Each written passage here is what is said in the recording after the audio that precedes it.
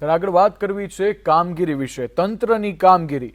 નડિયાદ નગરપાલિકા દ્વારા બનાવેલા 15 રસ્તાઓ પૈકી 11 રોડ તૂટી ગયા હોવાની વાતો વહેતી થઈ હતી, જેને નડિયાદના ધારાસભ્ય પંકજ દેસાઈએ પાયાવિહોણી ગણાવી છે।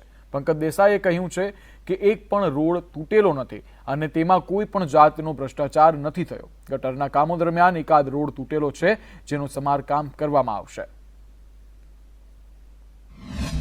આ રસ્તાઓ જે મ્યુનિસિપાલિટીમાં ફંડ સરકારમાંથી આવ્યું હતું રસ્તાઓ કરવા માટેનું, એ ફંડ ભર્યા પછી આશરે 3.5 કરોડ રૂપિયાના રસ્તાઓ બનાવ્યા અને 11 નહીં પણ ટોટલ 20 રસ્તાઓ છે। એમાંથી લગભગ 4 કે 5 રસ્તાઓ અમે બાકી રાખ્યા છે કે જેની અંદર પાણી ભરાય છે ને થોડુંક ઊંચા લેવા પડે એવા છે। એ ઊંચા લઈને ફરીથી એની કાર્પેટ કરવી પડે એવી છે, એટલે એ રસ્તાઓ અમે બાકી રાખ્યા છે। બાકીના રસ્તાઓ પૂર્ણ થઈ ગયા અને આ દરેક રસ્તાઓ આરએનબી ડિપાર્ટમેન્ટ મારફતે બનાવ્યા છે।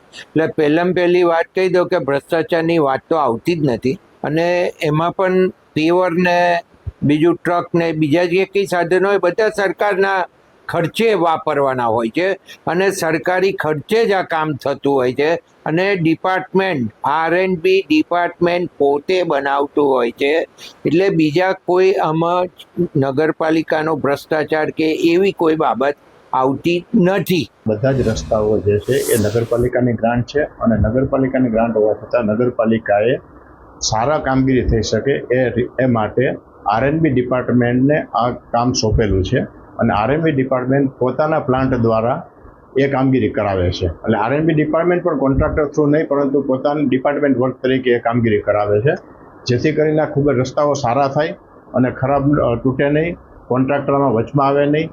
એટલા માટે થઈને અમે આ કામગીરી વ્યવસ્થિત થાય એટલા માટે આરએનબીને સોંપેલ છે।